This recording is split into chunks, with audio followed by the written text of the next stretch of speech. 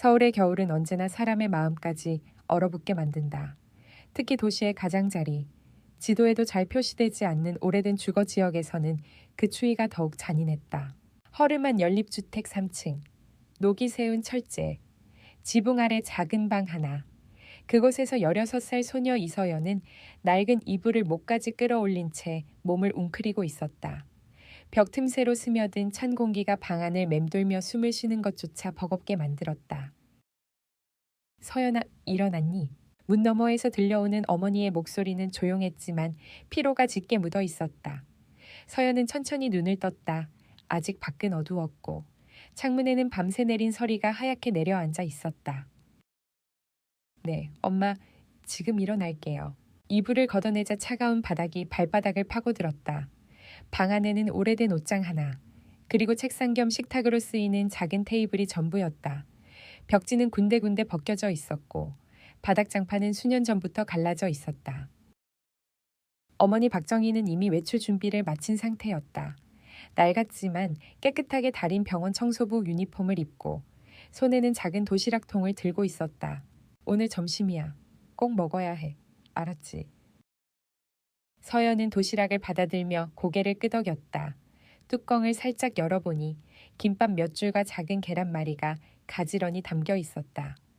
아침 일찍 어머니가 잠도 제대로 자지 못한 채 준비했을 음식이었다. 엄마도 드세요. 어머니는 잠시 서연을 바라보다가 미소를 지었다. 난 병원 구내식당에서 먹을 수 있어. 서연은 아무 말도 하지 않았다. 그 말이 거짓이라는 걸 이미 알고 있었기 때문이다. 병원 구내식당은 직원에게 무료 식사를 제공하지 않았다. 어머니가 집을 나선 뒤 서연은 조용히 가방을 챙겼다. 교과서 몇 권, 공책, 그리고 도시락. 집을 나서기 전 그녀는 테이블 위에 놓인 고지서들을 바라보았다. 전기요금, 수도요금, 그리고 가장 눈에 띄는 월세 고지서. 붉은색 체납 도장이 선명하게 찍혀 있었다. 이번 달엔 꼭 내야 하는데. 서연은 깊은 숨을 내쉬고 문을 닫았다. 학교로 향하는 길. 차가운 바람 속에서 그녀는 여러 사람들을 스쳐 지나갔다. 두꺼운 옷을 입지 못한 노인들, 손을 비비며 길가에 앉아 있는 사람들. 버스 정류장 옆 골목에서 한 노인이 눈에 들어왔다. 낡은 외투, 해진 신발.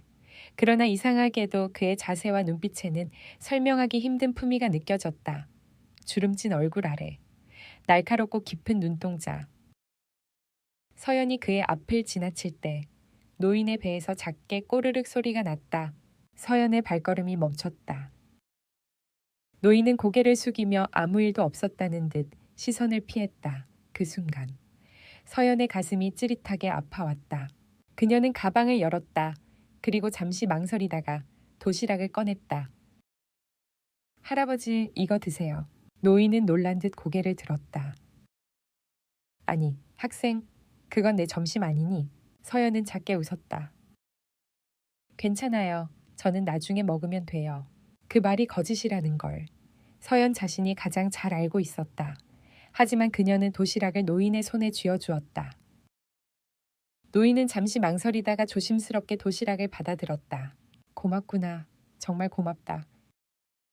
서연은 아무 말 없이 고개를 숙이고 학교로 향했다. 그날 그녀는 점심을 먹지 못했다. 하지만 이상하게도 마음은 따뜻했다. 그리고 그녀는 아직 알지 못했다. 이 작은 도시락 하나가 자신의 인생뿐 아니라 수많은 사람의 미래를 바꾸게 될 줄은. 다음 날 아침, 서연은 평소보다 훨씬 일찍 눈을 떴다. 창문 밖은 하얗게 변해 있었고 밤새 내린 눈이 골목의 오래된 계단과 전봇대, 버스 정류장의 지붕까지 얇게 덮고 있었다. 추위는 어제보다 더 날카로웠다. 숨을 들이킬 때마다 폐 안쪽이 시릴 정도였다. 그런데도 서연의 마음은 이상하게 들떠 있었다. 어제 만났던 그 노인의 눈빛이 계속 떠올랐기 때문이다.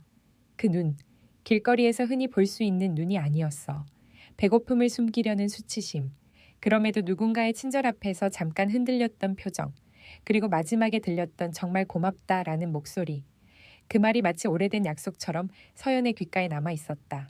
서연은 입술을 깨물며 어머니를 깨우지 않게 조심히 움직였다. 어머니 박정희는 소파 옆 바닥에서 얇은 담요를 덮은 채 잠들어 있었다. 침대가 하나뿐이라 서연에게 내어주고 자신은 늘 그렇게 잤다. 서연은 순간 죄책감에 가슴이 눌렸다.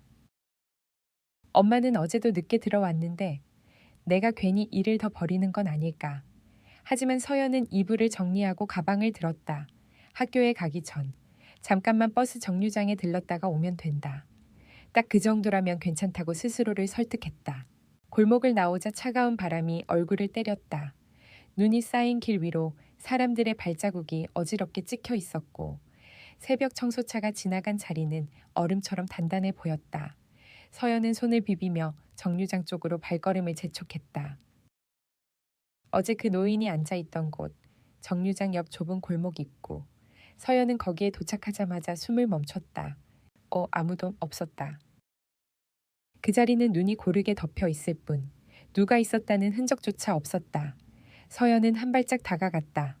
혹시 아침 일찍 누군가가 치워버린 걸까? 혹시 정말로 어제 잠깐 만났던 인연이 그저 한 번의 스침으로 끝난 걸까? 서연은 주변을 둘러봤다. 정류장 벤치에는 출근길 사람들이 몸을 웅크린 채 앉아 있었고 편의점 앞에는 막 담배를 피우는 남자가 서 있었다. 서연은 조심스럽게 말을 걸어볼까 했지만 입이 떨어지지 않았다. 괜히 이상한 애로 보일지도 몰랐다. 서연은 고개를 숙였다. 괜한 짓이었나. 어제도 굶었고 오늘도 도시락을 챙길 형편이 아니었다. 그런데도 자기 마음 하나 때문에 다시 찾아온 걸 생각하니 갑자기 허무함이 밀려왔다. 그때였다. 학생, 낮고 단단한 목소리. 서연은 몸이 굳어 그대로 멈췄다. 바람 소리와 자동차 소리 사이를 가르며 그 목소리는 분명히 그녀를 향하고 있었다. 학생, 나를 찾고 있었니? 서연은 천천히 뒤돌았다. 정류장 뒤편, 눈이 쌓인 좁은 담장 옆에 어제 그 노인이 서 있었다. 그러나 오늘의 그는 어제와 달랐다. 낡은 외투는 여전히 낡아 보였지만 옷깃과 단추가 제대로 정리되어 있었고 신발도 닦여 있었다. 무엇보다 그가 서 있는 자세가 달랐다. 마치 오랜 시간 어떤 자리에서 사람들을 맞이해온 사람처럼 중심이 흔들리지 않는 태도. 서연은 놀라서 입술이 벌어졌다. 할아버지, 여기 계셨어요. 노인은 미소를 지었다. 그 미소는 따뜻했지만 어딘가 쓸쓸했다. 그리고 그 표정 속에는 어제처럼 부끄러움이 아닌 결심이 들어있었다. 어제 내 도시락 덕분에 힘을 좀 냈단다. 다시 고맙다고 말하고 싶었어. 서연은 고개를 저었다. 아니에요. 전 그냥. 그녀는 말을 잇지 못했다. 그냥이라는 말 뒤에 뭐가 붙어야 하는지 자신도 몰랐다. 그냥 불쌍해서 그냥 마음이 움직여서 그냥 누군가의 배고픔이 내 배고픔보다 더 크게 보였어서. 그때 서연의 시야 끝에 이상한 것이 들어왔다. 정류장 맞은편 도로에 검은색 고급 승용차가 멈춰 서 있었다. 눈이 살짝 내려앉은 차체는 반짝였고 운전석에는 정장을 입은 남자가 앉아 있었다. 차가 이 동네에 어울리지 않게 너무 고급스러웠다. 이 골목에는 보통 배달 오토바이나 낡은 승합차만 다녔다. 서연은 무심코 물었다. 저 차는 할아버지 차예요. 노인은 잠시 눈을 감았다 뜨더니 마치 오래 고민하던 말을 꺼내듯 조용히 말했다. 사실 너에게 숨긴 게 있다. 서연의 손끝이 차가워졌다. 어제의 따뜻한 인연이 갑자기 낯설어지기 시작했다. 노인은 천천히 자기 이름을 말했다. 내 이름은 윤도현이다. 서연은 고개를 끄덕였다. 흔한 이름이었다. 하지만 노인의 다음 말이 그녀의 세계를 흔들었다. 사람들은 나를 윤도현 회장이라고 부르지. 도현산업이라는 기업의 대표다. 서연은 순간 이해하지 못했다. 도현산업이라는 이름은 뉴스에서 몇 번 들은 적이 있었다. 대형 건설과 바이오, 물류까지 손을 뻗은 거대한 기업, 장학재단을 운영한다는 기사도 본 적이 있었다. 그 기업의 회장, 이 동네 골목에 앉아있던 노인이 서연은 웃음이 나올 뻔했다. 하지만 노인의 눈빛은 장난이 아니었다.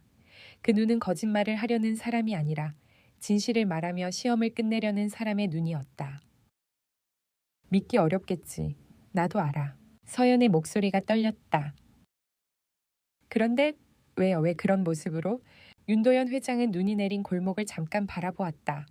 그 시선에는 사람들 틈에서 오래 사라져버린 어떤 기억이 담겨 있는 듯했다. 내가 오래 살았지만 마지막까지 확신하지 못한 게 있었다. 내가 가진 돈과 이름, 권력을 모두 내려놓았을 때 누군가가 나를 사람으로 봐줄까? 내가 회장이라는 걸 모르고도 그냥 배고픈 노인으로 봐줄까? 서연은 무의식적으로 숨을 삼켰다. 며칠 동안 여기 앉아 있었단다. 사람들은 나를 피했어. 어떤 사람은 동전 하나 던지고 가더구나. 어떤 사람은 눈길조차 주지 않았지. 그리고 너를 만났다. 윤도현 회장의 목소리가 낮아졌다. 너는 네 점심을 포기하면서까지 나를 도왔다. 서연은 얼굴이 뜨거워졌다. 그건 칭찬받을 일이 아니라 그녀에게는 당연한 일이었다. 하지만 동시에 그의 당연함이 그녀 삶에서는 너무도 비싼 선택이었기에 더 부끄러웠다. 전 그냥 아니야. 윤도현 회장이 서연의 말을 끊었다. 요즘 세상에서 그런 친절은 그냥 나오지 않는다. 특히 너처럼 가진 게 없는 사람이 가진 것마저 내어주는 건 더더욱. 서연은 잠깐 눈을 내리깔았다. 그 말이 맞았다. 그 도시락은 어머니의 새벽을 갈아 넣은 것이었고 서연에게는 하루를 버틸 유일한 에너지였다. 윤도현 회장은 한 발 앞으로 다가왔다. 차가운 공기 속에서도 그의 목소리는 단단했다. 그래서 제안을 하나 하고 싶다. 서연은 본능적으로 뒷걸음질 치려 했다. 세상에는 공짜가 없다. 어머니가 늘 하던 말이 떠올랐다. 친절로 시작한 일이 결국 더 큰 빚이 되어 돌아올 수 있다는 것. 전 아무것도 못해요. 윤도현 회장은 고개를 저었다. 너에게 큰 일을 시키려는 게 아니다. 하지만 나에게는 누군가가 필요해. 서연은 입술을 꼭 다물었다. 눈앞에 노인이 회장이라면 그가 말하는 필요는 분명 가볍지 않을 것이다. 윤도현 회장은 주머니에서 작은 명함을 꺼냈다. 그 명함에는 단정한 글씨로 도현산업 회장 윤도현이라고 적혀 있었다. 서연은 명함을 받지 못하고 멈칫했다. 회장은 명함을 서연의 손바닥 위에 조심스럽게 올려두었다. 나는 곧 큰 결정을 내려야 한다. 그 결정이 옳은지, 누가 나를 이용하고 있는지 확인이 필요해. 서연의 눈썹이 찌푸려졌다. 누가요? 윤도현 회장은 잠시 말을 멈췄다. 그리고 아주 천천히, 그러나 분명하게 말했다. 내 조카, 윤재혁. 서연은 그 이름을 들어본 적이 없었다. 하지만 회장의 표정이 모든 걸 말해주고 있었다. 가족이라는 말이 주는 무게와 그 가족에게서 느껴지는 위협. 재혁은 겉보기엔 완벽한 사람이야. 명문대를 나왔고 회사에서도 차기 후계자로 인정받지. 하지만 최근 들어 그의 눈빛이 달라졌어. 서연은 무심코 물었다. 어떻게요? 윤도현 회장은 아주 낮은 목소리로 말했다. 내가 죽기를 기다리는 눈빛. 서연은 숨이 멎는 느낌이 들었다. 회장이라는 사람도 죽음 앞에서는 한낱 인간이라는 사실이 순간적으로 실감났다. 하라. 아니, 회장님. 그건 너무 나도 믿고 싶지 않다. 윤도현 회장이 말했다. 그래서 내가 직접 확인하고 싶어. 하지만 내 주변 사람들은 다 이해관계가 얽혀 있어. 내가 누굴 믿어야 하는지 모르겠더구나. 서연은 손바닥 위 명암이 뜨거운 쇳덩이처럼 느껴졌다. 회장은 서연의 눈을 똑바로 바라봤다. 너는 다르다. 너는 아무것도 모르는 상태에서 나를 도왔다. 내 이름도, 돈도, 권력도 모르고도. 서연은 가슴이 답답해졌다. 그 말은 칭찬이면서 동시에 그녀를 어떤 세계로 끌어들이는 갈고리 같았다. 그래서 제가 뭘 하면 되는데요. 윤도현 회장이 미세하게 안도한 듯 숨을 내쉬었다. 도현산업 본사에 인턴으로 들어와줘. 장학생 프로그램이라는 이름으로. 너는 어린 학생이고 사람들은 너를 경계하지 않을 거야. 서연은 즉시 고개를 저었다. 안 돼요. 전 학생이고 엄마도 싫어할 거예요. 그리고 전 그런 데서 일해본 적도 없고. 윤도현 회장은 서연의 두려움을 예상했다는 듯 조용히 말을 이었다. 네가 할 일은 어려운 일이 아니다. 그저 재혁을 관찰하고 이상한 점이 있으면 내게 알려주는 것. 너 혼자 위험하게 움직이게 하지 않겠다.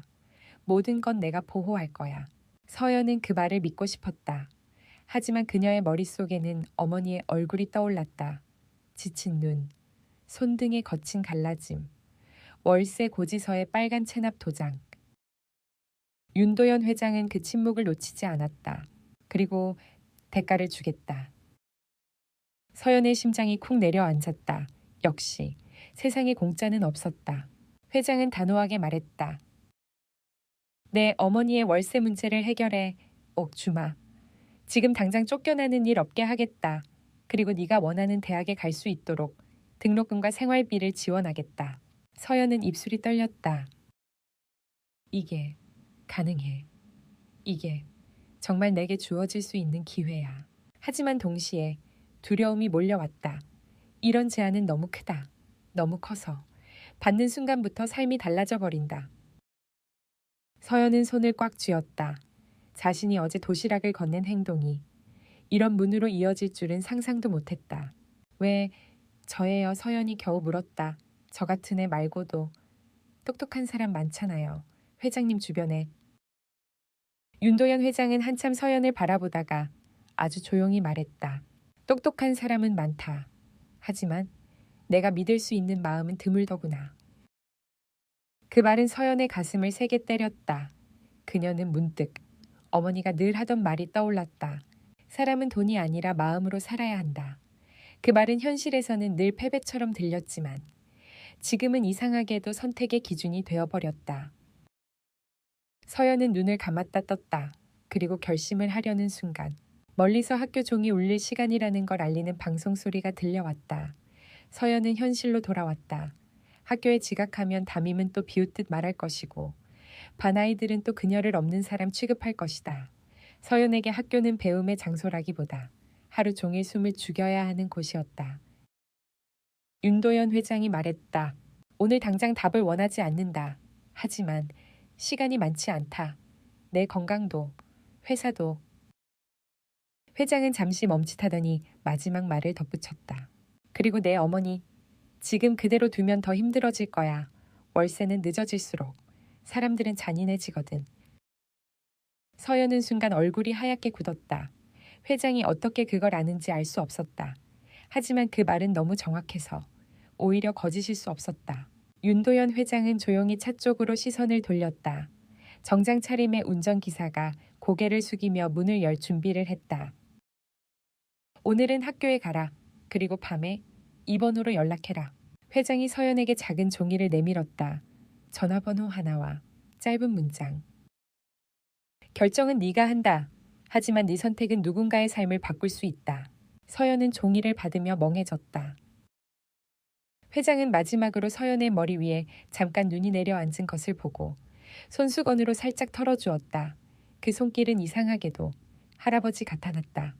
하지만 그가 회장이라는 사실이 그 따뜻함마저 낯설게 만들었다. 서연아.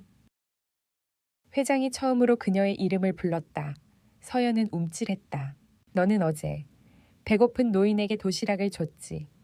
오늘은 네가 네 삶을 지킬 도시락을 선택해야 한다. 그 말이 무슨 뜻인지 서연은 완전히 이해하지 못했다. 하지만 그 말은 그녀 마음 깊은 곳을 건드렸다. 회장은 차에 올랐고 차는 조용히 골목을 빠져나갔다. 검은 승용차가 사라진 자리에는 눈발만 남아 흩날렸다. 서연은 한참 동안 그 자리에 서 있었다. 명함과 전화번호가 든 종이를 쥔 손이 차갑게 떨렸다. 학교로 향하는 발걸음이 무거웠다. 하지만 그녀의 머릿속은 더 무거웠다. 내가 뭘 선택해야 하지? 엄마를 살리고 싶어. 하지만 내가 그 세계로 들어가면 다시는 돌아오지 못할지도 몰라. 교실 문을 열자 익숙한 시선들이 그녀를 찔렀다. 몇몇 아이들은 서연의 낡은 패딩을 힐끗 보고는 피식 웃었다. 누군가는 일부러 책상을 밀며 지나가 그녀의 가방을 툭 쳤다. 서연은 아무 말 없이 자리에 앉았다. 그리고 칠판을 바라봤지만 글자들은 눈에 들어오지 않았다. 수업이 끝날 때까지 서연의 머릿속에는 오직 한 사람만 남아 있었다. 윤도현 회장, 길거리에서 배고픈 노인이던 그 사람, 그리고 그가 남긴 질문. 이 선택이 누군가의 삶을 바꿀 수 있다. 그날 방과 후 서연은 집으로 곧장 가지 못했다. 발걸음은 무의식적으로 어제 월세 고지서가 떠오르는 골목 쪽으로 향했다. 집 앞에는 여전히 차가운 공기와 낡은 문, 그리고 그녀가 가장 두려워하는 사람의 목소리가 들릴 것만 같았다. 서연은 깊게 숨을 들이켰다. 오늘 밤 전화해야 할까? 손안의 명암이 마치 문처럼 느껴졌다. 그 문을 열면 엄마의 삶이 편해질 수도 있다. 하지만 그 문을 열면 서연의 삶은 더 위험해질 수도 있다. 서연은 한참을 망설이다가 결국 가방 속에 명함을 넣었다.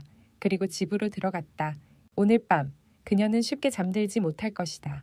창밖에 눈이 내리는 소리를 들으며 그녀는 자신도 모르게 아주 작은 목소리로 속삭였다. 엄마, 내가 뭘 해야 할까? 그리고 그 순간부터 서연의 평범한 겨울은 더 이상 평범하지 않게 변하기 시작했다. 그날 밤 서연은 거의 잠들지 못했다. 천장은 어둡고 조용했지만 그녀의 머릿속은 끊임없이 소란스러웠다. 윤도현 회장의 목소리, 차가운 골목의 눈 냄새, 어머니의 지친 얼굴, 그리고 손바닥 위에 올려졌던 명함의 감촉이 번갈아 떠올랐다. 옆방에서 어머니가 숨을 고르게 쉬는 소리가 들렸다. 그 소리는 언제나 서연을 안심시켜 주었지만 오늘은 오히려 더 큰 부담으로 다가왔다. 엄마는 아무것도 모르고 있어. 내 선택 하나로 엄마의 삶이 바뀔 수도 있어. 서연은 천천히 몸을 일으켜 가방을 열었다. 그 안에는 명함과 함께 접어둔 종이가 있었다. 윤도현 회장이 남긴 전화번호, 그리고 짧은 문장. 결정은 네가 한다. 서연은 휴대전화를 손에 쥐었다 놓기를 몇 번이나 반복했다. 통화 버튼을 누르는 데는 단 1초면 충분했지만 그 1초를 넘기기까지는 1시간이 걸렸다. 결국 서연은 숨을 깊게 들이마시고 번호를 눌렀다. 신호음이 2번 울렸다. 여보세요. 낮고 차분한 남자의 목소리였다. 윤도현 회장이 직접 전화를 받은 것이었다. 회장님, 저예요. 서연이에요. 잠시의 침묵. 그리고 그 침묵은 놀랍게도 따뜻했다. 그래, 전화 올 줄 알았다. 그 말에 서연의 심장이 세게 뛰었다. 마치 이미 이 모든 선택이 예견되어 있었다는 듯한 어조였다. 결정했니? 서연은 잠시 말을 잇지 못했다. 그러다 떨리는 목소리로 말했다. 조건이 있어요. 윤도현 회장은 웃지 않았다. 대신 진지하게 물었다. 말해보렴. 엄마에게는 이 일에 대해 자세히 말하지 말아주세요. 장학 프로그램이라고만요. 그리고 제가 위험해질 것 같으면 바로 그만둘 수 있게 해주세요. 회장은 잠시 생각한 뒤 말했다. 약속하지. 내 안전이 최우선이다. 서연은 눈을 감았다 떴다. 그럼 해볼게요. 그 말이 입 밖으로 나오는 순간 서연은 자신이 이미 되돌릴 수 없는 문을 열어버렸다는 걸 느꼈다. 며칠 뒤 서연은 처음으로 도현산업 본사 앞에 섰다. 유리로 둘러싸인 초고층 건물, 햇빛을 반사하는 외벽은 마치 다른 세계의 입구처럼 보였다.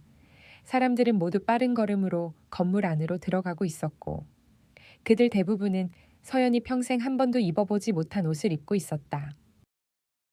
서연은 자동문 앞에서 잠시 멈췄다. 낡은 운동화와 오래된 패딩, 이것과 어울리지 않는다는 생각이 들었다. 괜찮아, 그냥 인턴이잖아. 스스로를 다독이며 문을 통과했다. 로비 안은 조용했지만 긴장감이 감돌았다. 정제된 공기, 은은한 향, 그리고 곳곳에 배치된 보안 요원들. 서연은 안내 데스크로 다가갔다. 저 장학생 인턴으로 왔는데요. 직원은 태블릿을 확인하더니 고개를 끄덕였다. 이서연 씨 맞죠? 인사팀에서 기다리고 있습니다. 엘리베이터를 타고 올라가는 동안 서연의 심장은 귀 옆에서 뛰는 것처럼 크게 울렸다. 인사팀 사무실에는 비슷하는 또래의 인턴들이 몇 명 앉아 있었다. 하지만 그들의 얼굴에는 여유가 있었다. 부유한 집에서 자라 이곳이 경험일 뿐인 사람들의 표정이었다. 서연 씨죠. 인사팀 직원이 서연을 불렀다. 이번 장학생 인턴 프로그램으로 선발되셨습니다. 주 업무는 사무 보조와 자료 정리예요. 그 말은 겉보기엔 평범했지만 서연은 알고 있었다. 자신의 진짜 임무는 따로 있다는 것을. 첫날 오후 서연은 배정받은 자리에서 서류를 정리하고 있었다. 그때 사무실 안의 공기가 미묘하게 변했다. 사람들이 일제히 고개를 들었고 몇몇은 자리에서 일어나 고개를 숙였다. 윤 상무님 오신다. 누군가 낮게 속삭였다. 서연은 본능적으로 고개를 들었다. 문을 열고 들어온 남자. 단정한 정장, 흠잡을 데 없는 헤어스타일, 그리고 무엇보다 눈빛, 차갑고 계산적인 눈, 감정을 드러내지 않는 대신 상대를 평가하는 데 익숙한 시선. 그가 바로 윤재혁이었다. 서연의 심장이 순간 멈춘 듯했다. 이 사람이 회장님의 조카. 윤재혁은 사무실을 천천히 훑어보았다.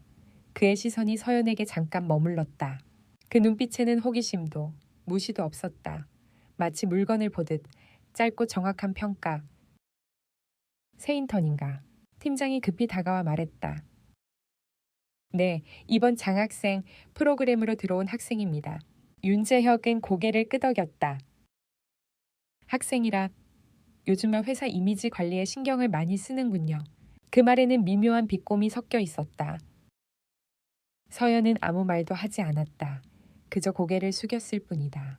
윤재혁은 더 이상 관심을 두지 않는 듯 사무실 안쪽으로 걸어갔다. 그러나 서연은 느꼈다. 그가 완전히 시선을 거두지 않았다는 것을. 며칠이 지나면서 서연은 회사의 구조를 조금씩 이해하기 시작했다. 겉으로는 자유롭고 수평적인 분위기. 그러나 그 아래에는 분명한 위계와 긴장감이 존재했다. 특히 윤재혁이 지나갈 때면 공기가 달라졌다. 사람들은 더 조심스럽게 말했고 회의실 문은 항상 굳게 닫혔다.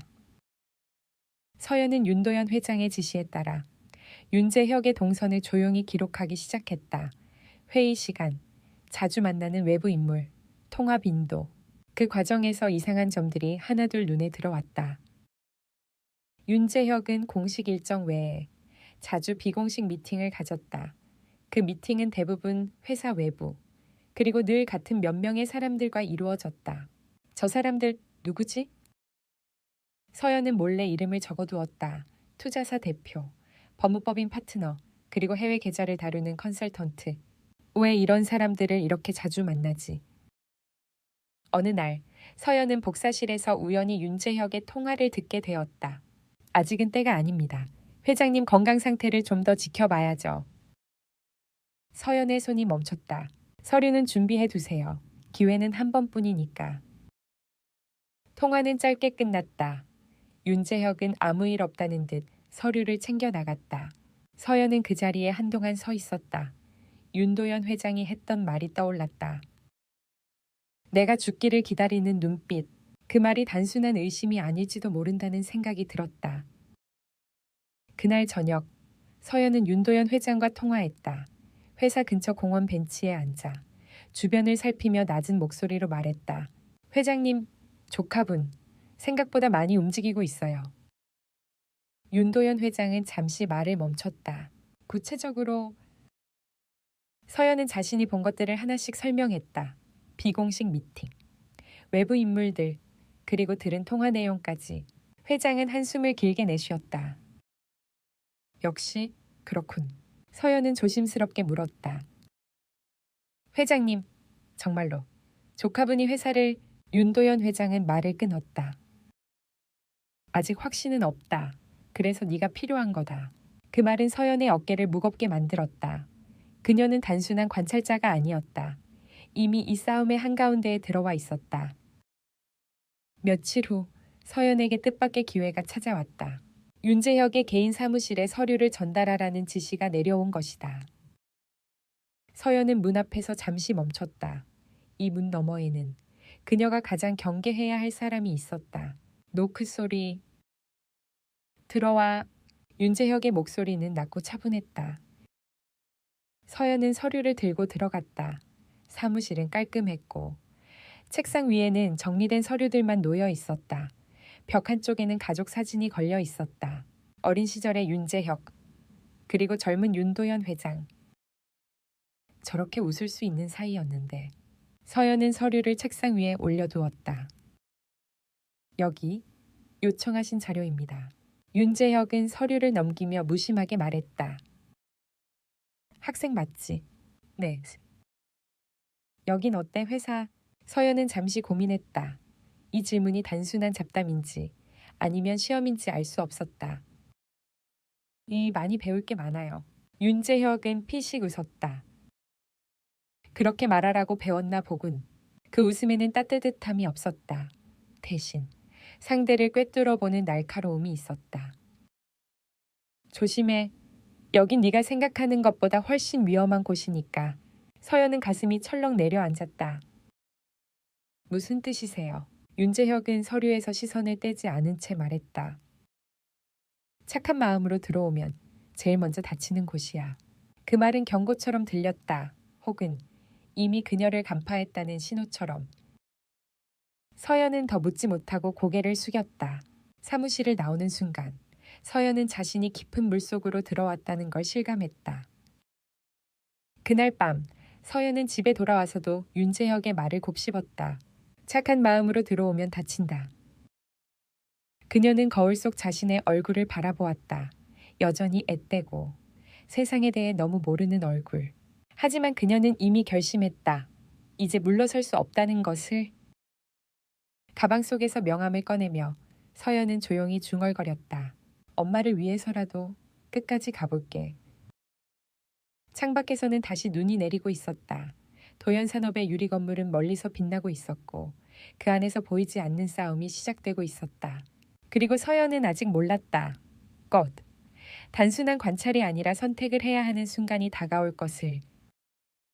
그 선택이 누군가를 구할지 혹은 더 깊은 상처를 남길지 그 겨울은 아직 끝나지 않았다.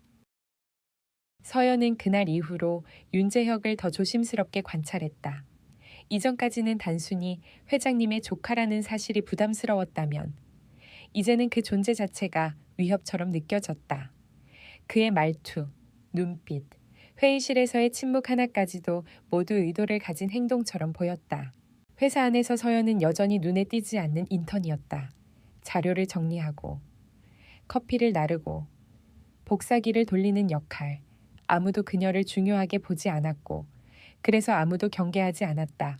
그 점이 오히려 서연에게는 가장 큰 무기였다. 하지만 마음은 점점 무거워졌다. 관찰이라는 이름으로 사람을 의심하고 기록하는 일은 생각보다 괴로웠다. 윤재혁이 누군가와 웃으며 악수하는 장면을 볼 때면 혹시 내가 틀린 건 아닐까? 혹시 회장님의 의심이 과한 건 아닐까? 그런 생각이 머리를 스쳤다. 그러나 그런 망설임은 오래가지 않았다. 사건은 평범한 오후에 시작되었다. 윤재혁은 외부 일정으로 하루 종일 자리를 비운다는 공지가 내려왔다. 상무 비서실에서도 그 사실을 알고 있었고 사무실 안은 비교적 느슨한 분위기였다. 서연은 평소처럼 문서 정리를 하다가 팀장의 지시로 윤재혁 사무실 근처 자료실에서 오래된 계약서를 찾아야 했다. 윤 상무님 관련 자료니까 실수하면 안 돼. 팀장은 그렇게 말하며 서연에게 출입 카드를 건넸다. 그 카드로는 윤재혁 사무실 앞 복도까지 접근할 수 있었다. 서연의 심장이 빠르게 뛰기 시작했다. 오늘이 기회일지도 몰라. 그녀는 스스로에게 수십 번 경고했다. 절대 무리하지 말 것. 열어보지 말아야 할 것은 열지 말 것. 자신은 단지 자료를 찾으러 온 인턴일 뿐이라는 사실을 잊지 말 것. 그러나 복도에 도착했을 때 윤재혁 사무실 문이 아주 조금 열려 있는 것을 보았을 때 서연의 마음속에서 무언가가 흔들렸다. 사무실 안은 조용했다. 불도 꺼져 있었고 사람의 기척은 느껴지지 않았다.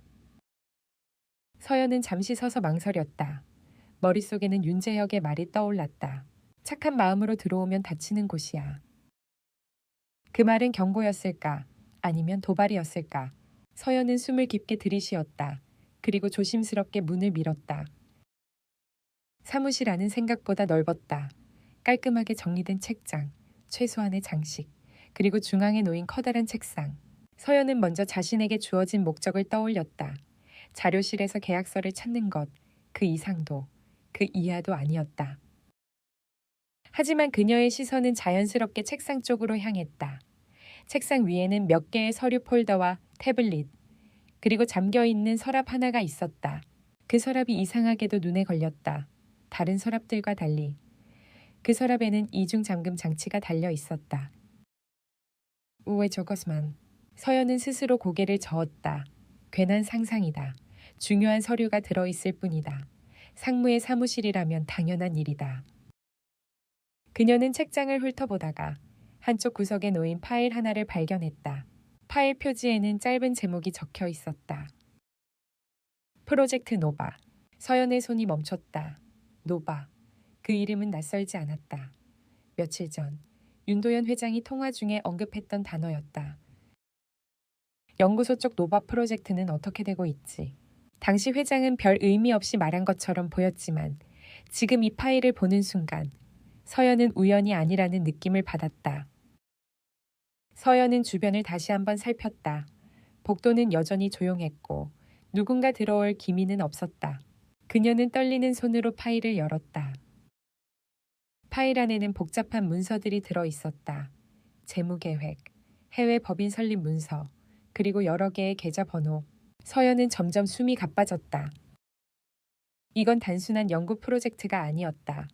문서들은 도현산업의 자산 일부를 해외로 이전하는 구조를 상세히 설명하고 있었다. 법적으로 회색지대에 가까운 방식. 하지만 정교하게 설계되어 있어서 겉으로는 합법처럼 보이게 되어 있었다. 이게 뭐지? 서연은 페이지를 넘겼다. 그리고 그 순간 그녀의 시선이 한 곳에 멈췄다. 문서 하단에 찍힌 서명. 윤도현. 서연의 머릿속이 새하얘졌다. 회장님. 그 서명은 분명 윤도현 회장의 이름이었다. 서연은 여러 번 회장의 서명을 본 적이 있었다. 공식 문서, 장학 증서, 감사장, 글자의 흐름, 회계 방향. 똑같아 보여. 손이 떨렸다. 가슴이 조여왔다.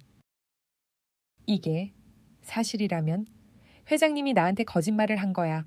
서연은 혼란에 빠졌다. 윤재혁이 회사를 팔려고 한다는 말, 자신을 위험에 빠뜨릴 수 있다는 경고, 모든 것이 이 문서 하나로 뒤집히는 느낌이었다. 그때 서연은 뒤늦게 깨달았다. 이 파일이 왜 잠긴 서랍이 아니라 눈에 띄는 책장에 놓여 있었는지를. 누군가 보게 하려고. 그 생각이 떠오르자 등줄기를 타고 식은땀이 흘렀다. 서연은 서둘러 휴대전화를 꺼냈다. 이 문서를 그냥 넘길 수는 없었다. 누군가에게 보여줘야 했다. 적어도 회장님에게는. 서연은 조심스럽게 몇 장을 촬영했다.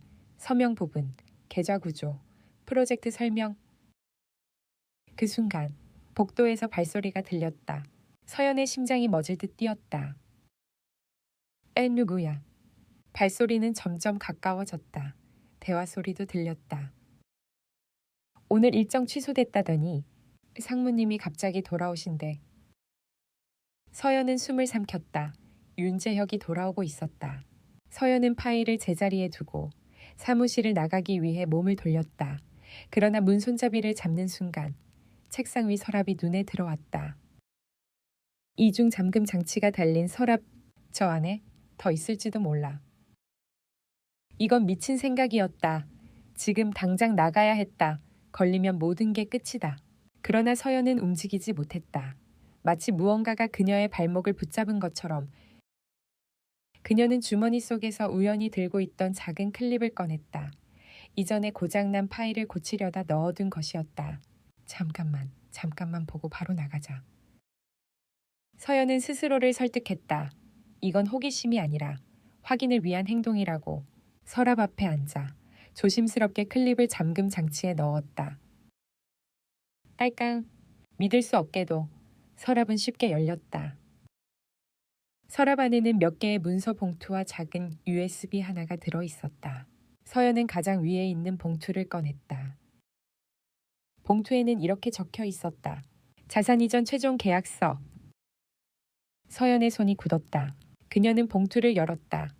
안에는 계약서가 들어 있었다. 도현산업의 주요 자산을 다른 회사로 이전하는 내용. 그리고 그 회사 이름, 테리몰딩스. 서연은 그 이름을 알고 있었다. 윤도현 회장의 오랜 친구이자 한때 경쟁자였던 인물 김태성이 대표로 있는 회사였다. 서연은 계약서를 넘겼다. 마지막 페이지. 두 개의 서명, 윤도현 그리고 김태성. 서연은 숨을 쉴 수가 없었다. 이게 진짜라면 회장님은 이미 모든 걸 넘길 준비를 하고 있었던 거야. 그 순간 문득 사진 하나가 계약서 사이에서 떨어졌다. 바닥에 떨어진 사진. 서연은 무의식적으로 그것을 주워 들었다. 젊은 시절의 세 사람, 웃고 있는 윤도현, 그 옆에 김태성, 그리고 가운데 한 여성. 세 사람은 서로의 어깨에 손을 얹고 있었다. 행복해 보였다. 사진 뒷면에는 송을 씨가 적혀 있었다. 도현, 태성, 그리고 우리의 시간. 서연의 머릿속에서 퍼즐 조각들이 어지럽게 흩어졌다. 이건 내 단순한 배신이 아니야. 과거의 이야기야. 아주 오래된. 그때 사무실 문이 열리는 소리가 났다. 서연은 숨이 얼어붙었다. 거기서 뭐 하고 있지? 윤재혁의 목소리였다. 서연은 천천히 고개를 들었다. 윤재혁은 문 앞에 서서 그녀를 내려다보고 있었다. 그의 얼굴에는 놀람이 아니라 차가운 확신이 떠올라 있었다. 역시 네가 들어올 줄 알았어. 서연은 몸이 굳어 말을 할 수 없었다. 윤재혁은 천천히 다가와 서연의 손에 들린 계약서와 사진을 보았다. 봤구나. 그의 목소리는 낮았지만 그 안에는 분명한 위협이 담겨 있었다. 이제 알겠지, 이 회사에서 누가 거짓말을 하고 있는지. 서연의 머릿속이 혼란으로 가득 찼다. 회장님이 저한테 거짓말을 했다는 거예요. 윤재혁은 잠시 침묵하다가 말했다. 거짓말이라기보다는 말하지 않은 진실이지. 그는 서연을 똑바로 바라보았다. 이제 선택해야 해, 이서연. 계속 회장님 편에 설 건지 아니면 진실을 볼 건지. 서연의 손이 떨렸다. 그녀는 지금 두세 개의 경계에 서 있었다. 사무실 밖에서는 발소리가 더 가까워지고 있었다. 누군가 곧 들어올 것이다. 윤재혁은 마지막으로 말했다. 잘 생각해. 네가 믿었던 사람은 생각보다 복잡한 사람이야. 그 말과 함께 서연의 눈앞에서 모든 것이 흔들리기 시작했다. 그날 이후 서연의 임무는 더 이상 단순한 관찰이 아니게 되었다. 그녀는 이제 진실을 선택해야 하는 사람이 되어 있었다. 서연은 그날 사무실을 어떻게 빠져나왔는지 정확히 기억하지 못했다. 윤재혁의 목소리, 계약서의 글자들, 바닥에 떨어졌던 사진의 차가운 감촉이 뒤섞여 머릿속을 어지럽혔다. 엘리베이터 문이 닫히는 순간까지도 그녀의 손은 떨리고 있었다. 진실을 보라니 윤재혁의 마지막 말이 귓가에서 떠나지 않았다. 회사 밖으로 나오자 이미 해는 기울어 있었고 유리 건물에 비친 노을이 붉게 번지고 있었다. 아름다운 풍경이었지만 서연의 눈에는 마치 경고처럼 보였다. 이곳에서 벌어지는 모든 일이 겉보기와는 전혀 다르다는 사실을 상징하는 것처럼.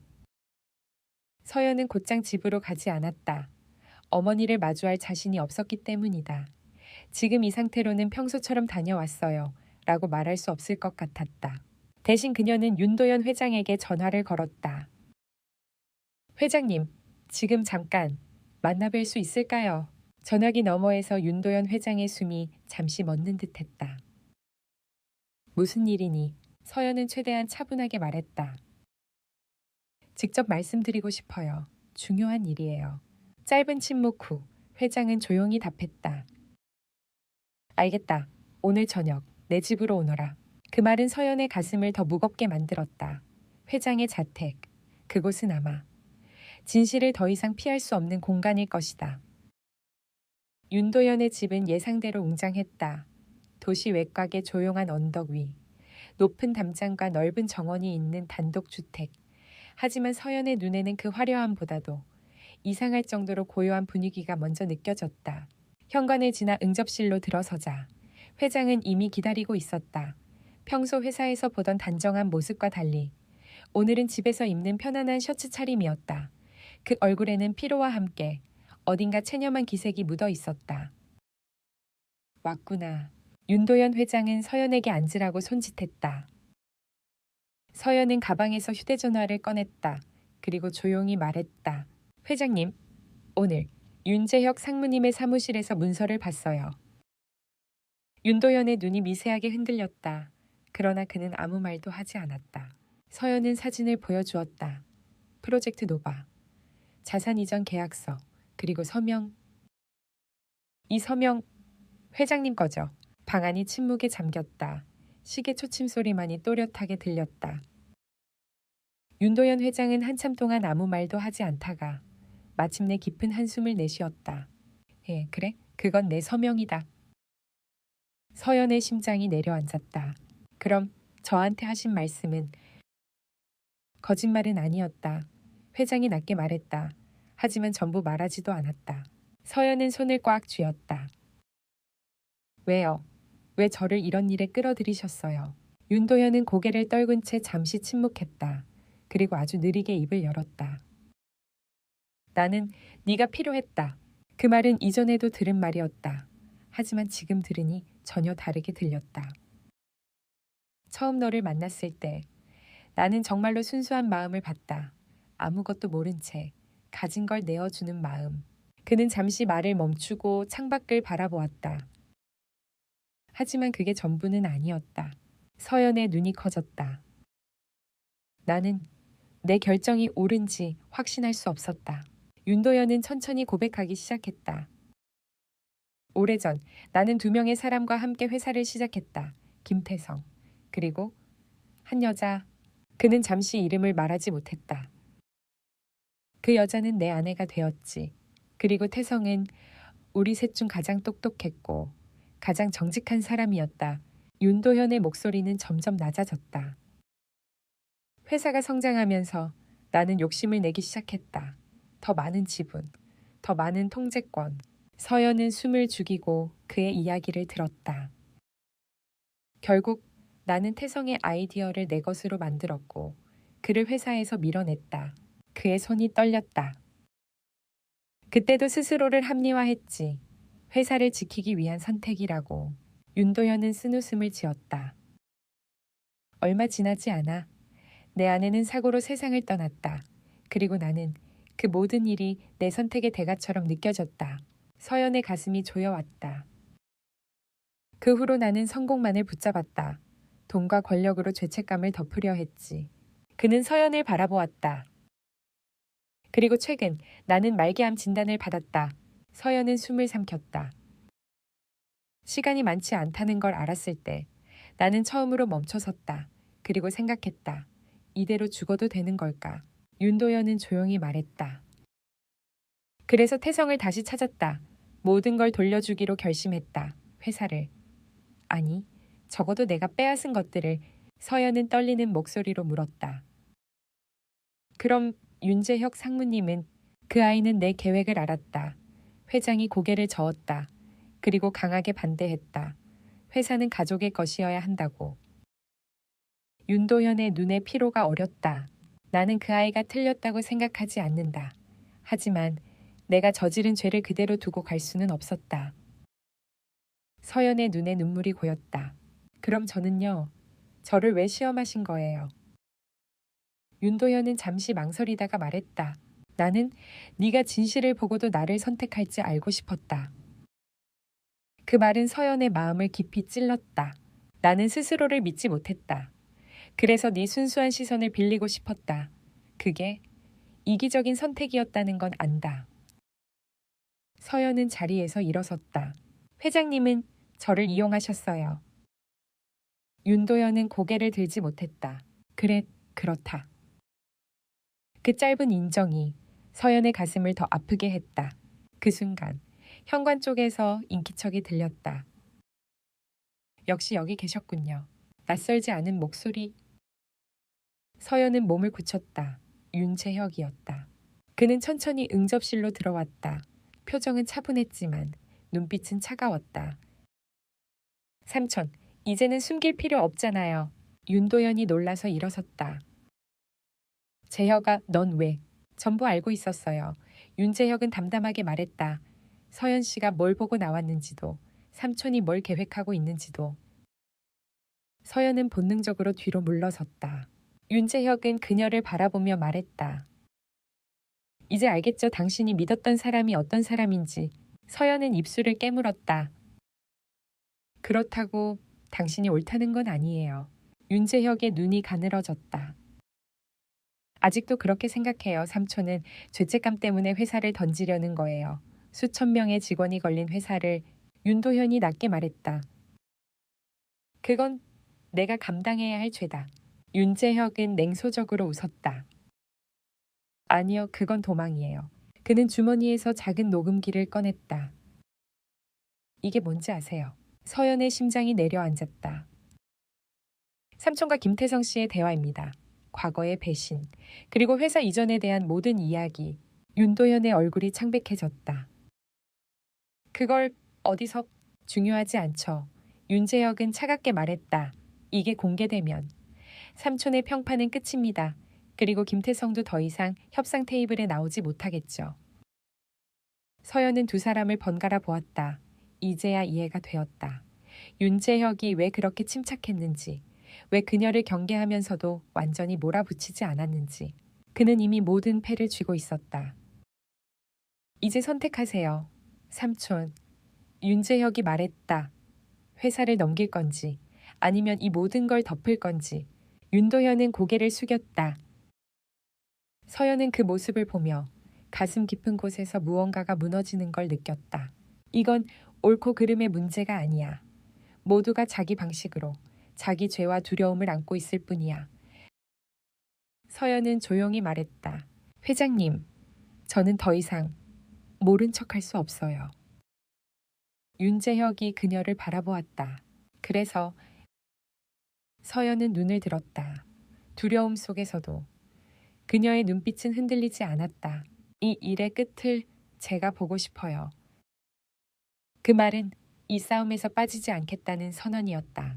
윤재혁은 잠시 서연을 바라보다가 의미심장한 미소를 지었다. 후회할 겁니다. 서연은 조용히 대답했다. 이미 하고 있어요. 그래도 멈추진 않겠어요. 그날 밤 세 사람은 같은 공간에 있었지만 각자의 생각 속에서는 완전히 다른 전쟁을 준비하고 있었다. 그리고 서연은 알았다. 이제 돌아갈 수 있는 길은 없다는 것을.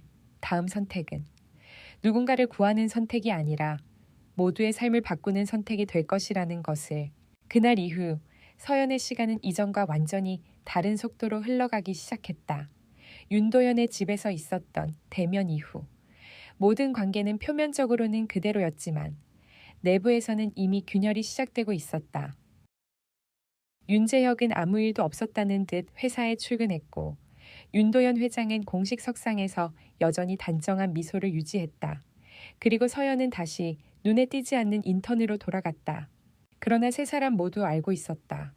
이 평온은 오래가지 않을 것이라는 사실을. 다음 주 월요일 아침, 도연산업 본사에는 평소보다 무거운 공기가 감돌았다. 윤재혁이 주재하는 비공식 전략회의가 연이어 잡혔고 법무팀과 재무팀의 움직임도 눈에 띄게 잦아졌다. 서연은 복사기 옆에서 서류를 정리하며 사람들의 대화 조각들을 조심스럽게 귀에 담았다.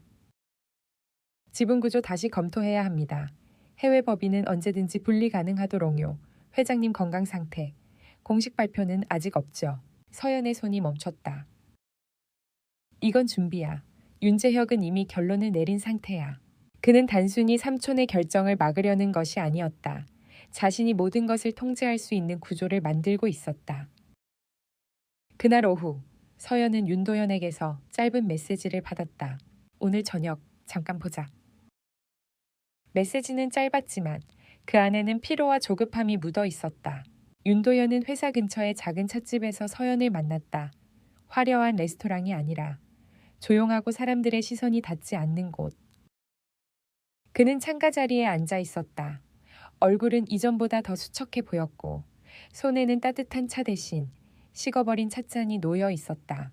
서연아, 그가 먼저 입을 열었다. 나는 시간이 많지 않다. 서연은 아무 말도 하지 않았다. 이미 알고 있었지만 그가 직접 말하자 현실감이 더 크게 다가왔다. 재혁은 빠르다. 윤도현이 말했다. 나보다 훨씬 냉정하고 계산적이지. 서연은 고개를 끄덕였다. 그 아이가 회사를 지키려는 마음도 이해한다. 하지만 윤도현은 말을 멈췄다. 나는 도망치고 싶지 않다. 서연은 조심스럽게 물었다. 그래서 어떻게 하실 건가요? 윤도현은 그녀를 똑바로 바라보았다. 나는 김태성을 직접 만나 모든 걸 끝내고 싶다. 서류로, 계약으로가 아니라 사람으로. 서연의 눈이 커졌다. 하지만 윤재혁 상무님이 가만두지 않을 거예요. 윤도현은 씁쓸하게 웃었다. 그래서 네가 필요하다. 서연은 그 말을 듣는 순간 가슴이 무거워졌다. 다시 그 말. 네가 필요하다. 이번에는 다르게 들렸다. 의존, 부탁, 그리고 약간의 두려움이 섞인 말. 서연아, 나는 내가 옳은 선택을 하고 있는지 아직도 확신하지 못한다. 그는 솔직하게 말했다. 그래서 네가 옆에 있어주길 바란다. 서연은 잠시 침묵했다. 자신은 여전히 학생이었고 이 거대한 싸움에 어울리지 않는 존재였다. 그러나 그녀는 이미 너무 멀리 와 있었다. 제가 할 수 있는 게 있다면 할게요. 서연은 낮게 말했다. 하지만 이번엔 저도 제 방식으로 판단하고 싶어요. 윤도현은 고개를 끄덕였다. 그게 맞다. 며칠 후 윤재혁은 서연을 불렀다. 상무실이 아닌 비어있는 회의실이었다. 그 선택부터가 의도적이었다. 공식도. 비공식도 아닌 공간. 압박을 주기엔 충분히 조용한 장소. 윤재혁은 서연을 바라보며 말했다. 아직도 삼촌 편입니까? 그의 목소리는 차분했지만 이미 답을 알고 있는 사람의 어조였다. 서연은 쉽게 대답하지 않았다. 저는 편을 고른 적 없어요. 윤재혁의 입꼬리가 살짝 올라갔다. 그럼 아직도 상황을 이해하지 못하고 있군요. 그는 테이블 위에 몇 장의 문서를 내려놓았다. 이건 삼촌이 회사를 넘기려는 계획이 외부로 새어나갔을 경우의 시나리오입니다. 주가 폭락, 투자 철회, 대규모 구조조정, 이 중 어떤 것도 과장이 아닙니다. 서연은 문서를 보며 숨을 삼켰다. 수천 명이 일자리를 잃을 수도 있어요. 윤재혁은 담담하게 말했다. 삼촌의 죄책감 때문에. 서연은 고개를 들었다. 그럼 회장님이 저지른 일은 그냥 묻어두는 게 맞나요? 윤재혁의 눈이 잠시 흔들렸다. 세상은 그렇게 굴러갑니다. 그는 단호하게 말했다. 모든 잘못이 벌로 이어지지는 않아요. 서연은 조용히 물었다. 그럼 옳은 건 뭔데요? 윤재혁은 대답하지 않았다. 그 침묵이 오히려 답처럼 느껴졌다. 잘 생각해요, 서연 씨. 그가 말했다. 당신은 이 세계 사람이 아니에요. 여기서 상처 입지 말고 빠져나가는 게 현명합니다. 서연은 고개를 저었다. 저는 이미 선택했어요. 윤재혁의 시선이 날카로워졌다. 뭐를? 서연은 천천히 말했다. 사람을 숫자보다 먼저 보겠다는 선택이요. 회의실 안의 공기가 무거워졌다. 윤재혁은 잠시 서연을 바라보다가 낮은 목소리로 말했다. 그 선택이 얼마나 잔인한 결과를 가져올지 곧 알게 될 겁니다. 그날 밤 서연은 혼자 오래 생각했다. 윤도현의 죄와 후회, 윤재혁의 책임과 두려움, 그리고 그 사이에 끼어버린 자신. 누가 틀렸다고 말할 수 있을까? 서연은 창밖을 바라보았다. 도시는 여전히 밝았고 그 불빛 아래에서 수많은 사람들이 자신의 선택을 하며 살아가고 있었다. 그 순간 서연의 머릿속에 하나의 생각이 떠올랐다. 왜 둘 중 하나만 선택해야 하지? 왜 죄를 바로잡는 것과 회사를 지키는 것이 서로 배타적인 선택이어야 할까? 서연은 자리에서 일어났다. 그리고 조용히 윤도현에게 메시지를 보냈다. 회장님, 김태성 씨를 직접 만나게 해주세요. 잠시 후 답장이 왔다. 가능하다. 서연은 깊게 숨을 들이쉬었다. 이제는 숨는 단계가 아니었다. 세 사람이 직접 마주 앉아야 했다. 과거와 현재. 죄와 책임이 한자리에 놓여야 했다. 서연은 알았다. 이 만남이 잘못되면 모든 것이 무너질 수도 있다는 것을. 하지만 동시에 이 만남이 유일한 길일지도 모른다는 것도.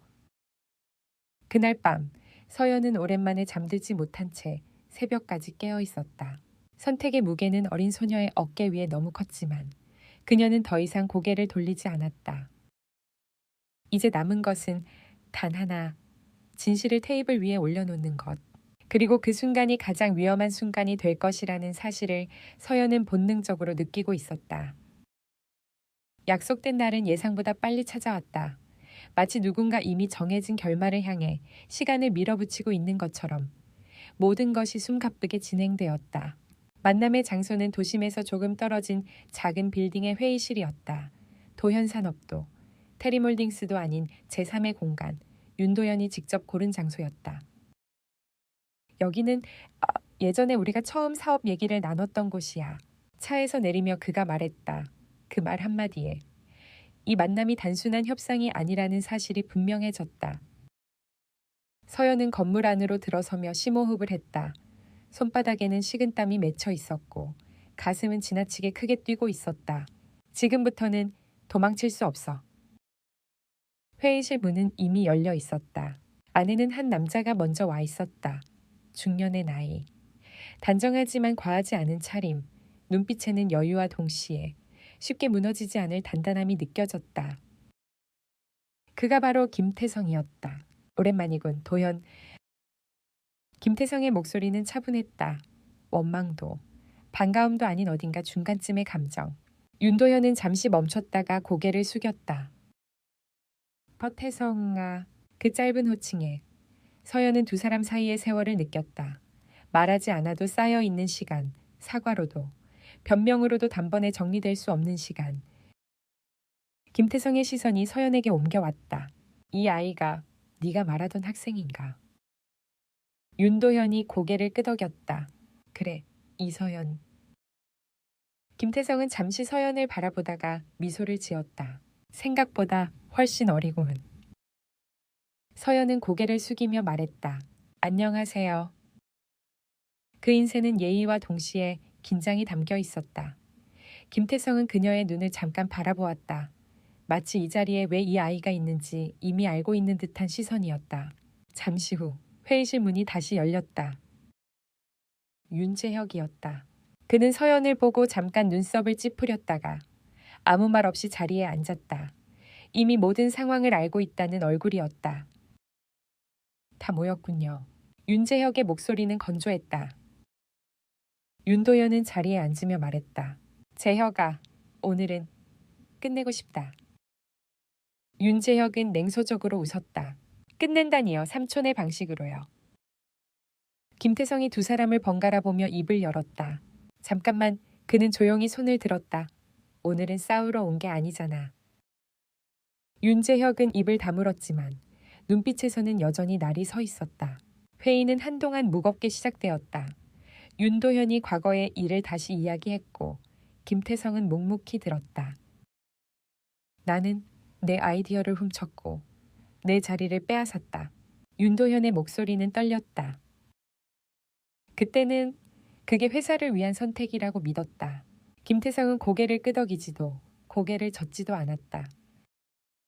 난 네가 왜 그런 선택을 했는지 30년 동안 수도 없이 생각했다. 그가 말했다. 처음엔 분노였고 그 다음엔 포기였지. 서연은 두 사람의 대화를 숨죽여 들었다. 이건 협상이 아니라 묻어두었던 시간을 꺼내는 과정이었다. 그런데 말이야. 도현, 김태성이 말을 이었다. 아이러니하게도. 그 일 덕분에 난 다른 길을 찾았다. 윤도현의 눈이 흔들렸다. 테리몰딩스는 내 회사보다 작다. 하지만 난 지금의 삶에 만족한다. 윤재혁이 그 말을 듣고 고개를 들었다. 그럼 회사를 인수하겠다는 건 왜? 김태성이 손을 들어 말을 막았다. 그 제안은 내가 했다. 회의실 안의 공기가 변했다. 윤도현이 놀란 듯 김태성을 바라보았다. 네가... 김태성은 고개를 끄덕였다. 네가 정말로 뉘우치고 있는지 확인하고 싶었다. 말로가 아니라 선택으로. 서연은 그제야 이해했다. 계약서와 서명이 단순한 거래가 아니라 윤도현에게 던진 질문이었다는 것을. 윤재혁의 표정이 굳어졌다. 그럼 삼촌이 회사를 넘기려 했던 건 죄책감 때문이다. 김태성이 담담히 말했다. 하지만 난 그 죄책감을 이용해 회사를 가질 생각은 없었다. 윤도현은 고개를 숙였다. 그럼 넌 왜 여기까지 온 거냐? 김태성은 잠시 침묵하다가 말했다. 마무리를 하러. 그는 윤도현을 바라보았다. 사과는 받겠다. 하지만 회사를 받는 건 다른 문제다.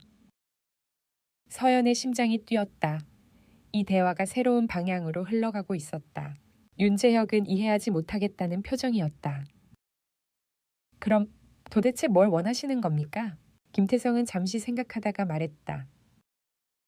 도연산업이 개발 중인 신약이 있지. 희귀질환 치료제. 윤도현이 고개를 들었다. 알고 있구나. 당연하지. 김태성은 미소를 지었다. 그 연구. 성공 가능성은 높지만 수익성은 낮아. 윤재혁이 바로 반응했다. 그래서 내부에서도 투자 확대를 망설이고 있습니다. 김태성은 서연을 바라보았다. 마치 그녀에게 말을 건네듯 그 약이 상용화되면 많은 사람들이 살 수 있다. 서연은 숨을 삼켰다. 어머니가 병원에서 일하며 보았을 사람들, 돈이 없어 치료를 포기해야 했던 환자들. 김태성은 다시 윤도현을 보았다. 네가 정말로 속죄하고 싶다면 회사를 넘기는 것보다 더 나은 방법이 있다. 윤도현의 눈에 미세한 빛이 들어왔다. 그게 뭐지? 김태성은 분명하게 말했다. 그 신약의 전폭 투자에 그리고 가능한 한 많은 사람에게 가능한 한 낮은 가격으로 제공해. 회의실이 조용해졌다. 윤재혁은 즉시 반박했다. 그건 엄청난 손실을 의미합니다. 김태성은 고개를 끄덕였다. 그렇지. 하지만 그게 진짜 책임이다. 그때 서연이 조심스럽게 입을 열었다. 저도 한 가지 말씀드려도 될까요? 세 사람의 시선이 그녀에게 향했다. 서연은 잠시 숨을 고르고 말했다. 왜 두 회사가 같이 하면 안 되죠? 윤재혁이 그녀를 바라보았다. 무슨 말입니까? 도연산업과 테리몰딩스가 그 신약 개발을 함께하는 거예요. 파트너십으로요. 김태성이 흥미롭다는 듯 미소를 지었다. 계속 말해봐. 서연은 용기를 내었다. 그러면 도연산업은 책임을 다할 수 있고 테리몰딩스는 기술과 경험을 보탤 수 있어요. 한쪽이 희생하는 게 아니라 함께 감당하는 거죠. 윤도현은 서연을 바라보며 말했다. 그렇게 되면 내가 회사를 넘길 이유도 없겠지. 윤재혁은 깊게 생각에 잠겼다. 그의 얼굴에는 계산이 아니라 고민이 떠올라 있었다. 파트너십이라 그가 낮게 말했다. 그렇다면 직원들도 지킬 수 있고. 김태성은 천천히 고개를 끄덕였다. 난 그 제안 마음에 든다. 서연의 가슴이 크게 뛰었다. 윤도현의 눈에는 눈물이 맺혔다. 서연아, 네가 아니었으면 난 끝내 잘못된 선택을 했을지도 모른다. 윤재혁은 잠시 침묵하다가 말했다. 내도 너를 너무 단순하게 봤던 것 같다. 그 말은 사과에 가까웠다. 회의는 몇 시간 더 이어졌다. 구체적인 조건, 투자 규모, 연구 일정, 모든 것이 차분하게 정리되었다. 그리고 마침내 네 사람은 자리에서 일어났다. 회의실을 나서기 전 김태성이 서연에게 말했다. 도시는 바뀌지 않는 것처럼 보여도 가끔은 한 사람의 선택으로 방향이 바뀐다. 서연은 고개를 숙였다. 전 그저 도망치고 싶지 않았을 뿐이에요. 김태성은 미소 지었다. 그게 가장 어려운 선택이지. 건물 밖으로 나오자 저녁 공기가 차가웠다. 윤도현은 하늘을 올려다보며 말했다. 이제야 조금 숨이 쉬어지는 것 같구나. 윤재혁은 조용히 말했다. 삼촌, 이번엔 같이 책임집시다. 윤도현은 고개를 끄덕였다. 서연은 그 모습을 보며 알았다. 이 싸움은 끝났지만 이야기는 아직 끝나지 않았다는 것을. 이제 남은 건 선택의 결과를 감당하는 시간이었다. 그리고 그 결과는 곧 세상의 모습을 드러내게 될 것이다. 합의가 이루어진 다음 날부터 세상은 겉으로 보기에는 아무것도 변하지 않은 것처럼 흘러갔다. 뉴스에는 여전히 정치 이야기와 연애 소식이 넘쳐났고 도시는 이전과 같은 속도로 움직였다. 그러나 도연산업의 내부에서는 분명한 변화가 시작되고 있었다. 윤도현 회장은 공식 석상에서 처음으로 장기 연구 투자 확대를 발표했다. 희귀 질환 치료제 개발을 위한 대규모 자금 투입, 그리고 테리몰딩스와의 전략적 파트너십, 기자들은 이를 이례적인 결단이라고 표현했고 시장은 잠시 흔들렸다. 윤재혁은 연일 회의에 참석하며 실무를 총괄했다. 그의 얼굴에는 여전히 긴장감이 남아 있었지만 이전과는 달랐다. 이제 그는 단순히 지키는 사람이 아니라 무언가를 새롭게 만들어야 하는 사람이 되어 있었다. 그리고 서연은 다시 인턴 자리로 돌아와 있었다. 겉으로 보면 아무것도 달라지지 않은 것처럼 보였지만 그녀의 시선은 이전과 달랐다. 사무실에서 오가는 말들, 숫자와 그래프, 그 뒤에 숨어있는 사람들의 삶이 보이기 시작했다. 며칠 후 윤도현은 서연을 다시 불렀다. 이번에는 회사가 아닌 병원 근처의 작은 공원이었다. 윤도현은 벤치에 앉아 있었다. 회색 코트를 입은 그의 어깨는 예전보다 더 왜소해 보였다. 요즘은 몸이 좀 힘들구나. 그는 담담하게 말했다. 서연은 아무 말도 하지 못했다. 의사 말로는 시간이 많지는 않단다. 서연의 손이 무릎 위에서 굳어졌다. 윤도현은 그녀를 바라보며 미소 지었다. 하지만 이상하게도 이상하리만큼 마음은 편하다.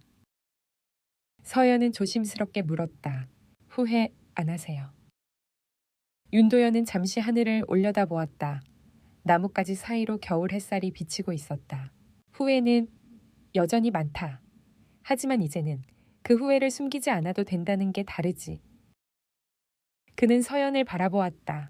서연아, 나는 내게 많은 짐을 지웠다. 서연은 고개를 저었다. 아니에요, 저도 선택했어요. 윤도현은 그 말에 고개를 끄덕였다. 그래서 고맙다. 그는 잠시 망설이다가 말을 이었다. 약속했던 일들, 이미 진행 중이다. 그날 저녁, 서연은 집으로 돌아왔다. 현관 앞에는 낯선 봉투가 놓여 있었다. 관리사무소 이름이 적혀 있었다. 서연은 조심스럽게 봉투를 열었다. 월세 완납 확인서. 서연의 눈이 커졌다. 종이를 몇 번이나 다시 읽었다. 그때 어머니 박정희가 부엌에서 나왔다. 서연아, 오늘 관리사무소에서 전화 왔더라. 어머니의 목소리는 떨리고 있었다. 월세가 다 해결됐다고. 서연은 어머니를 바라보았다. 어머니의 얼굴에는 믿기지 않는다는 표정과 함께 오랫동안 짊어지고 있던 무언가가 내려놓아진 듯한 안도가 섞여 있었다. 엄마, 서연은 천천히 다가가 어머니를 안았다. 어머니의 어깨가 작게 떨렸다. 이게 꿈은 아니지. 서연은 고개를 저었다. 아니에요, 이제 괜찮아질 거예요. 어머니는 아무 말도 하지 못한 채 서연의 등을 꼭 끌어안았다. 그날 밤 서연은 오랜만에 깊이 잠들었다. 몇 달이 흘렀다. 희귀 질환 치료제 개발은 예상보다 더디게 진행되었지만 분명한 진전이 있었다. 임상 결과는 조심스럽지만 긍정적이었다. 도연산업과 테리몰딩스는 공동 연구팀을 꾸렸고 그 과정은 투명하게 공개되었다. 언론은 이를 이익보다 생명을 우선한 결정이라고 평가했다. 윤재혁은 어느 날 서연을 불러 커피를 건넸다. 이제 인턴 기간도 거의 끝나가네요. 서연은 고개를 끄덕였다. 애네? 윤재혁은 잠시 망설이다가 말했다. 그날 회의실에서 말한 거. 서연이 그를 바라보았다.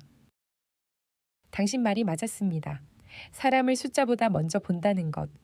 그게 생각보다 어렵고 생각보다 필요한 선택이더군요. 서연은 조용히 말했다. 저도 아직 잘 모르겠어요. 윤재혁은 희미하게 웃었다. 그래도 한 가지는 확실하죠. 당신 덕분에. 이 회사는 다른 길을 선택했습니다. 그 말은 그가 할 수 있는 가장 솔직한 감사였다.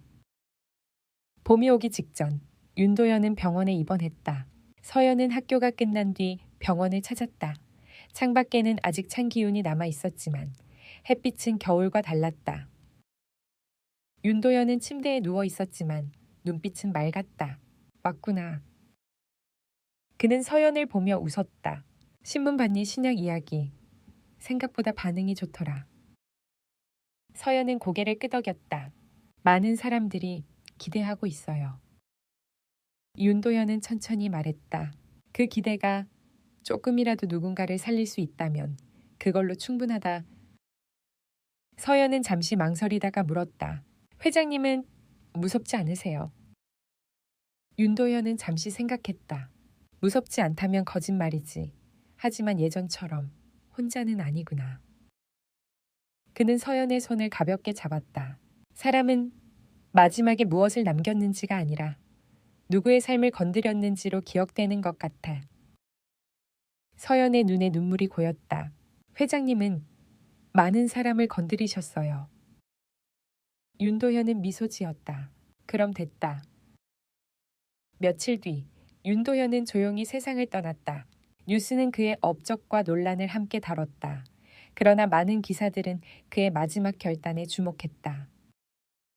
윤도현 회장, 희귀질환 치료제 개발에 전 재산 일부 기부. 서연은 뉴스를 보며 조용히 고개를 숙였다. 장례식은 조용하게 치러졌다. 윤재혁과 김태성은 나란히 서 있었다. 서로 말은 많지 않았지만 같은 방향을 바라보고 있었다. 윤재혁은 서연에게 말했다. 삼촌은 마지막까지 선택을 남겼습니다. 서연은 고개를 끄덕였다.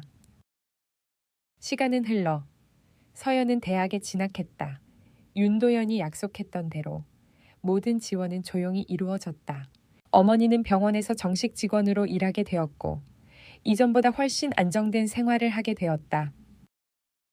어느 겨울날 서연은 학교를 마치고 집으로 돌아오는 길에 익숙한 버스 정류장 앞을 지나게 되었다. 눈이 살짝 내리고 있었다. 그곳에는 예전처럼 노인이 앉아있지는 않았지만 서연은 그 자리에 잠시 멈췄다. 가방에서 작은 빵과 음료를 꺼내 근처에 앉아있던 다른 노인에게 건넸다. 드세요. 노인은 놀란 듯 서연을 바라보다가 웃었다. 고맙구나. 서연은 고개를 숙였다. 그녀는 알았다. 이 모든 이야기는 거창한 선택에서 시작된 것이 아니라 작은 도시락 하나에서 시작되었다는 것을. 차가운 겨울 속에서 건넨 작은 온기 하나가 사람을 바꾸고 선택을 바꾸고 세상을 조금 바꿨다는 것을. 서연은 눈이 내리는 골목을 걸으며 조용히 속으로 말했다. 그날의 선택을 저는 아직도 후회하지 않아요. 겨울은 다시 오겠지만 그 온기는 사라지지 않을 것이다.